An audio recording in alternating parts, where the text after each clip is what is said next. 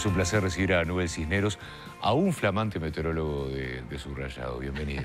Gracias, Cadero, gracias, la verdad que... Bueno, estamos viviendo desde hace unos cuantos días una ola de calor. Hablando del verano, uno puede decir, bueno, está, ola de calor, casi como se esperan, olas de frío en invierno, pueden ser normales. Pero ¿qué es lo que provoca una ola de calor? Bueno, una ola de calor por lo general es provocada porque tenemos una situación de bloqueo, lo que se le llama, es decir, tenemos vientos persistentes del sector norte durante varios días y es lo que genera que las temperaturas se acumulen, al igual que el frío, la temperatura alta, y bueno, y se generan, tenemos 48, 72 horas viento del sector norte, por lo general las temperaturas ascienden muy rápidamente, no nos olvidemos que tenemos muchas horas de sol y esto es lo que genera entonces que las temperaturas sean muy elevadas. Y además, ¿te acordás que cuando vine la última vez que vine acá, yo les decía que en el norte íbamos a tener temperaturas que van a sobrepasar los 40 grados. De hecho, prácticamente ya hace unos 10, 12 días donde las temperaturas no descienden de los 40 grados. Y eso está generando indudablemente una situación muy complicada. De hecho, vimos lo que fueron los incendios de los últimos días. Y bueno, se genera una pérdida de humedad en el suelo muy importante. Y esa ola de calor se acentúa. Si bien a veces no nos damos cuenta sobre lo que es la zona costera, donde tenemos el río de la Plata y el océano Atlántico, donde amortigua en algo lo que es la subida de las temperaturas, pero en el resto del país prácticamente que no tenemos esa ventaja y las temperaturas son muy elevadas, ¿no? Recuerdo que en aquella conversación, en esa suerte de presentación que tuvimos de tu llegada aquí al canal, hablamos del agro también, que el agro obviamente cuando llegan estas fechas se ve muy afectado. Y a veces uno piensa si no habría que cambiar ciertos conceptos en lo que tiene que ver con el riego o con la acumulación de agua, si esto sería posible, y si ya hay científicos trabajando en eso, o si hay países en el mundo. Voy al caso de Israel, por ejemplo, ¿verdad? Sí. Donde estamos hablando de un país muy seco, pero que sin embargo, bueno, ha sabido de alguna manera, como se dice comúnmente, revolverse para poder aprovechar bien el agua. Sí, es indudable que sí, ¿no? Es decir, creo que Israel es un ejemplo de lo que hacen con el agua, ¿no? Es decir, ellos aprovechan el agua al máximo, aprovechan la humedad que se genera mismo de la respiración de uno, la aprovechan, la transforman y bueno, vuelven a generar agua potable, ¿no? Sí, por diferentes sistemas. Sí, es indudable. Nosotros somos un país, digo, bastante diferente, ¿no? Es decir, en principio a veces nosotros nos olvidamos, ¿no? Es decir, yo a veces le comento a la gente cuánto consume una vaca, un novillo, una vaquillona de agua. Consume aproximadamente 300 litros de agua por día. Digo, y es una cantidad muy importante. Nosotros tenemos la ganadería nuestra es muy importante, es decir, somos un país agrícola ganadero, por lo tanto, reitero que nuestros cursos de agua se ven resentidos ante situaciones de falta de déficit hídrico, de falta de lluvias, digo, se genera esa situación. Han mejorado mucho, yo sé que se han hecho muchos tajamares, pero indudablemente el tajamar precisa del agua de las lluvias. Ese es el tema. Si no tenemos agua de lluvia, no tenemos. Y también digo, lo que también es una realidad es que de repente para un productor que no sea demasiado grande, un productor mediano, a veces es muy difícil hacer un pozo de agua.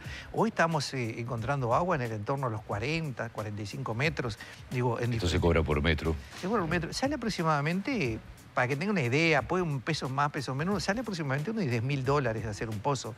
Entonces, a veces mucho dinero que tenés que tener de un saque, de una forma, o tener algún crédito, que a veces los créditos son difíciles de poder pagar, porque el productor es chico y vive prácticamente de la diaria, entonces es muy complicado. Somos un país que está bien regado, si nos ponemos a verlo, pero ante situaciones donde las lluvias son escasas, padecemos esa situación, ¿no? Es decir, no hay lluvia, los cursos de agua se secan muy rápidamente, nuestros ríos y arroyos no tienen un caudal muy grande, por lo tanto, sufrimos esas consecuencias, ¿no? Nubel, hoy estamos como en una suerte como esperando a ver qué es lo que pasa en lo que tiene que ver con el tiempo. Se está prometiendo, y no va a ser culpa tuya si no pasa, un frente frío y lluvias para el país. De hecho, hay una alerta amarilla que no sé si sigue vigente para el centro y un poco para el norte, ¿puede ser? Para el oeste creo que estaban también, parece. Pero también tenemos que ser realistas. En esta época del año, es decir, cuando estamos en verano, son comunes y frecuentes las tormentas conocidas de verano. Es decir, son formaciones que se dan de forma puntual, dan por lo general algún chaparrón muy fuerte que te puede dar alguna granizada y puede dar también alguna racha de viento. Eso es lo típico, lo normal que ha ocurrido en nuestro país desde que desde que la historia lo marca, ¿no? Bueno, y es un poco lo que se está dando. No tenemos humedad en los suelos, en la región nuestra hay muy poca humedad, por lo tanto le falta la materia prima para que se generen lluvias importantes. De hecho hay muchos amagues en cuanto a la formación de sistemas frontales que pasan por el sur y bueno, en este momento lo que tenemos ahora, bueno, es una situación de inestabilidad, en algunos puntos se están registrando algunas tormentas, hay algunos chaparrones, no es general. Y lo que nosotros precisamos en nuestro país hoy son lluvias generales, lluvias que rieguen todo y en forma no demasiado impetuosa, porque sabemos que si cae mucha agua en un corto tiempo, lo que hace es escurre muy rápidamente y no permite que el suelo absorba la humedad suficiente. Aparte de eso, Cairo, estamos nosotros lo que se le llama la zona núcleo del fenómeno Niña. La zona núcleo significa que hay como un corredor que va desde el norte de nuestro país hasta un poquito más hacia el sur de nuestro país, donde en esa zona no hay lluvias. Es decir, el fenómeno Niña genera una falta de humedad en la región muy importante y esa zona, ese corredor es lo que no tiene lluvias y es lo que estamos soportando ahora. Una situación donde las lluvias van a ser muy pocas y donde contamos con la condición de que hemos tenido viento, algo de viento fundamentalmente en la zona sur y falta de agua, el secamiento es muy importante y no hay cambios, es decir, no hay demasiados cambios. Ni siquiera en febrero, que a veces tradicionalmente es un mes que tiene más lluvias. Viste que el que es medio vaquiano en irse de vacaciones decide dejar febrero para volver a trabajar porque generalmente o tradicionalmente de 10 días que te vas para afuera te puede llegar a llover 3 o 4 de corrido. Sí, es lo que los carnavaleros dicen, ¿no? Es decir, empieza carnaval y empiezan las lluvias.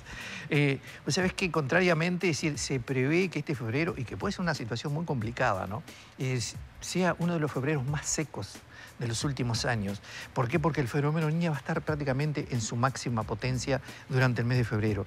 Y un mes de febrero que vamos a seguir con mucho calor, vamos a seguir con altas temperaturas y con muy poca lluvia. Eso puede llegar a ser muy complicado, porque no te olvides que la mayoría de las tierras, para lo que son los cultivos del otoño, comienzan a prepararse en febrero.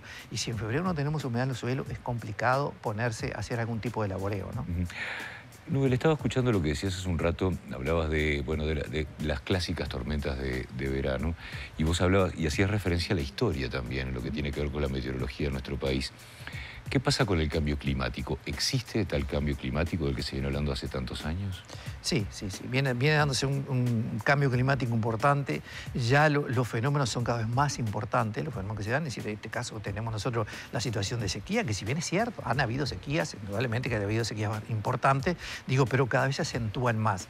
No solamente la sequía, sino también cuando tenemos zonas de inundaciones, épocas de inundaciones, donde también vamos a tener mayor presencia de agua. Por lo tanto, tienden a marcarse mucho más los fenómenos fuertes, ¿no? Si lo que sea una sequía más fuerte, lo que sea unas olas de calor bastante más fuertes, olas de frío vamos a tener más fuertes y vamos a tener también zonas de inundación, áreas de inundaciones bastante más importantes. Y hay una cosa que se está notando también aquí, y que es que los vientos se han comenzado a incrementar. Entonces los vientos ya son bastante más importantes fundamentalmente sobre la zona sur y este del país. Y hago hincapié en esto, ¿no? Porque yo creo que todos en algún momento, o por lo menos yo me incluyo, hemos hecho alguna edificación con techo liviano y luego después pagamos las consecuencias. Tenemos que ir pensando que ya esos techos livianos que los hacíamos en forma provisoria para que durara de repente una semana, 10 días, 15 días, no van a poder seguir, porque ya los vientos son más fuertes y bueno, y podemos llegar a tener un tipo de inconveniente, ¿no? ¿Qué es lo que va a pasar hoy específicamente? Bueno, hoy específicamente vamos a tener alguna tormenta, algunas lluvias, no son generales, va a comenzar a mejorar hacia la tarde. En la tarde vamos a notar que los vientos van a ubicarse en el sector sur, va a quedar la noche más fresca. Hoy va a ser una noche donde se va a poder descansar un poquito mejor que las noches anteriores, ya que los vientos van a generar un descenso de temperatura, debido a que el viento sur es viento más frío, viento más fresco, pero esto es en forma transitoria, porque ya a partir de mañana nuevamente volvemos al calor, volvemos a jornadas a pleno sol y donde mañana a partir de la tarde las temperaturas vuelven a ascender y de aquí al más vamos a ir con temperaturas muy elevadas.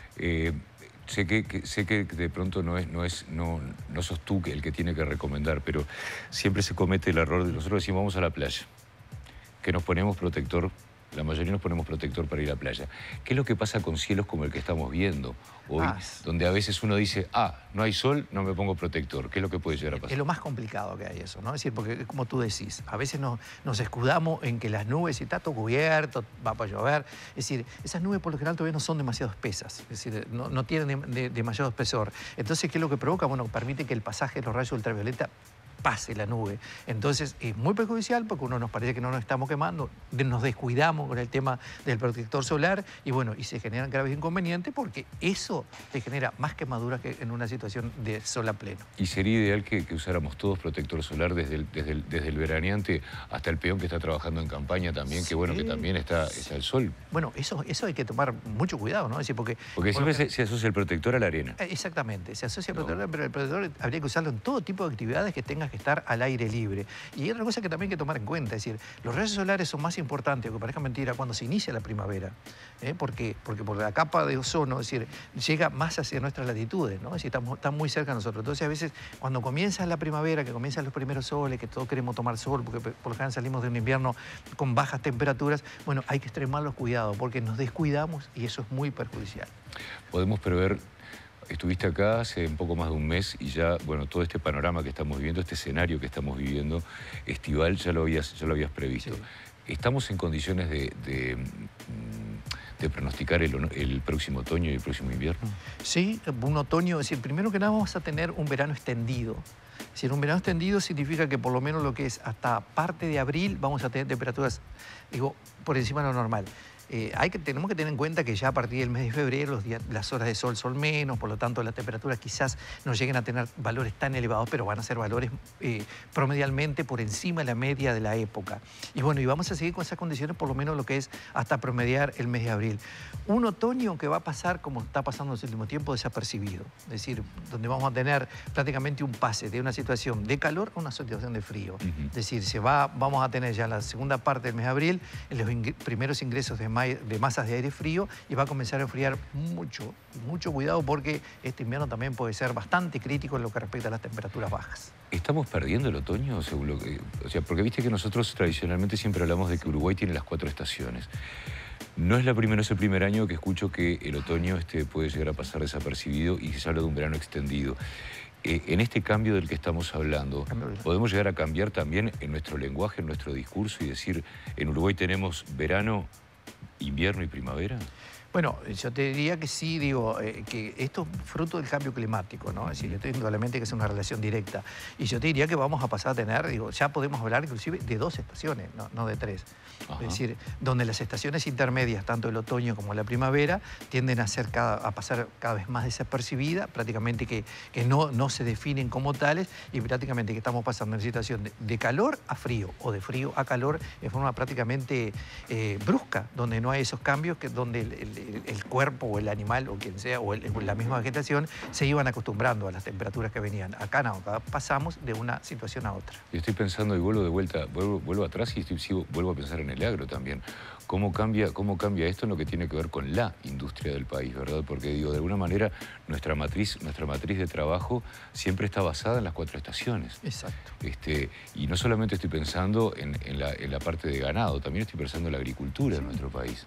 Sí, ya con el tiempo vamos a tener que ir pensando en determinados cultivos y ir cambiándolos, ¿no? Es decir, en determinados cultivos donde, bueno, inclusive hay algunas mutaciones genéticas de algunos cultivos, caso del arroz, caso del trigo, donde se han tenido que modificar para un poco llevarlos, acompasarlo a lo que son la falta de humedad, a veces el mucho calor que se está dando en la región. Y hay una situación también que se está dando hoy por hoy en la lechería. A veces nosotros pensamos que todos los animales tienen el mismo, ¿cómo decir? La misma dureza en cuanto a poder soportar las diferentes estaciones. El ganado holando, si tiene un problema, digo que se estresa muchísimo más porque el cuero del ganado holando no soporta tanto calor. Entonces comienza a mermar, comienza a sentir y es muy problemática la situación que se está dando en este momento en la lechería. Esto si querés lo respondés, si no querés no, pero pregunto, ¿no? Con la pandemia, la comunidad científica logró una visibilidad muy importante. De hecho, dependimos y estamos muy agradecidos por todo el trabajo que realizó la comunidad científica. Y sigo pensando en el agro, sigo pensando en estos temas que estábamos tocando últimamente vos y yo. Habría que generar una comisión en la que se incluya también a la meteorología, pero fuertemente estoy diciendo, para ver cómo camina el futuro del país en lo que tiene que ver con todo esto, porque te das cuenta que llegan las sequías y no tenemos respaldo. Vos me hablas ahora de que podemos ir camino a 2 estaciones perfectamente diferenciadas. Esto lleva a cambios.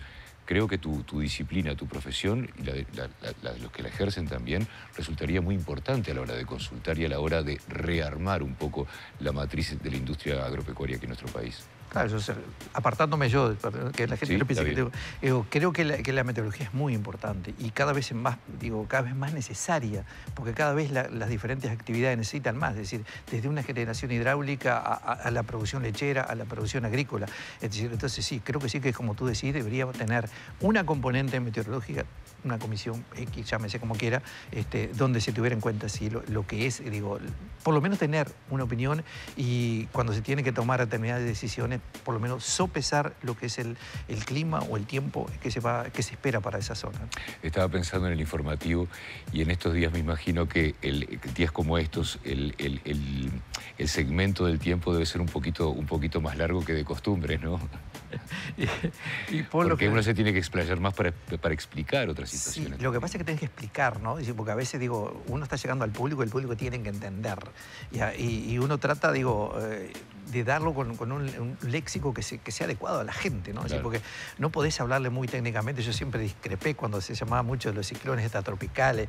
A la gente tienes que explicarle lo que es para que la gente sepa, porque si no la gente puede llegar puede generar temor en la población, en la sociedad. Entonces creo que lo más importante es generar confianza, que la gente tenga confianza en que cuando tenés un pronóstico, bueno, es decir, que lo estás haciendo a conciencia y bueno, y que de eso puedan ellos sacar alguna conclusión.